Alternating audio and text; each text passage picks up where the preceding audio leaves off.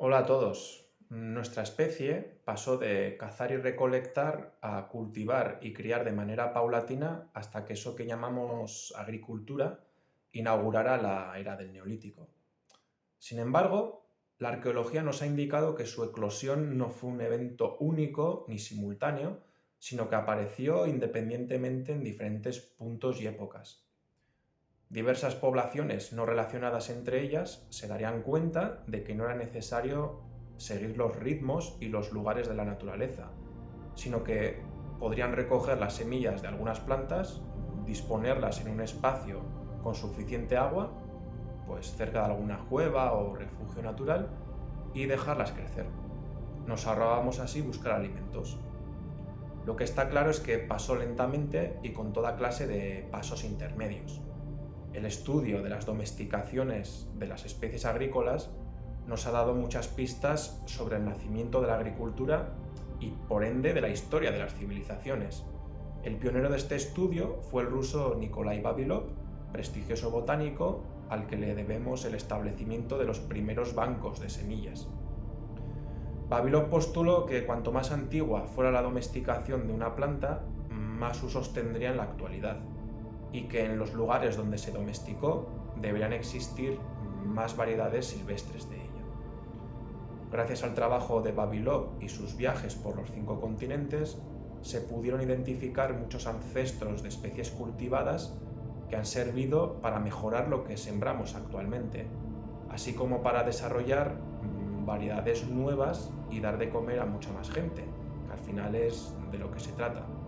La más temprana adopción de la agricultura se produjo en el Creciente Fértil, una zona que comprende los actuales Israel, Irak e Irán entre el 10.000 y el 9.000 a.C. Y fijaos que cada lugar donde se inicia la agricultura va asociado a un cultivo concreto.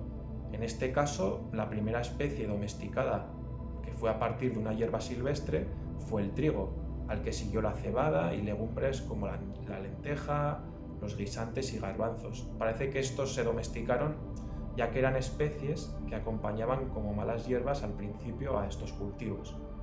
En China fue el mijo y luego el arroz, el de grano corto o japónica, que curiosamente el grano largo se domesticó de forma totalmente independiente en la actual India, o el arroz africano en Mali. En América el cereal principal fue el maíz, domesticado por los mayas a partir del teosinte hace 9.000 años en el sur de México. Como vemos, se domesticaron plantas de las que se comían semillas, pues son fáciles de transportar, se conservan mucho tiempo y puedes elegir si comértelas o sembrarlas de nuevo en un futuro.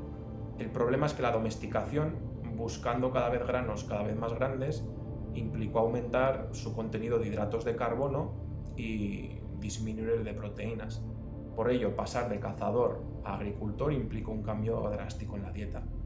La ganadería surgiría como consecuencia de la agricultura. Los residuos de las plantas cultivadas serían atractivos para los animales herbívoros, ya que el exceso sería interesante sobre todo para las hembras que durante la gestación y la crianza necesitarían una abundancia de alimento y protección que obtendrían merodeando los asentamientos humanos. La cercanía habría permitido un aumento de la confianza entre animales y humanos y el inicio de la domesticación, como los lobos. Prácticamente todos los animales se domesticaron en Eurasia. Los primeros fueron la oveja y la cabra en la actual Turquía entre 9.000 y 8.200 millones de años, y con ellos comenzó el pastoreo, que dejó una importante huella en nuestro genoma, por el que los descendientes humanos de pastores toleramos la lactosa hoy en día. Más tarde, gracias a la domesticación de animales como el caballo, el buey o el camello, no solo se obtendría alimento, sino maquinaria agrícola, también transporte y abono para fertilizar los campos. De hecho, los animales fueron la maquinaria pesada del Neolítico. En América solo se domesticaron las llamas y alpacas y su leche nunca fue consumida. Tampoco fueron útiles para tirar de un carruaje, ni la orografía de los Andes lo permitía. Por ello, ninguna de las civilizaciones americanas utilizaría la rueda con este fin, porque no tendrían animales para tirar del carro.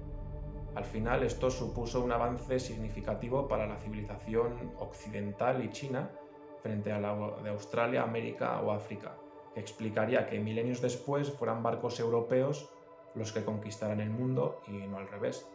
Es cierto que China tuvo su momento expansionista y una gran flota, pero el cambio de dinastía y la adopción del confucianismo hizo que decidiera encerrarse en sí misma y no expandirse.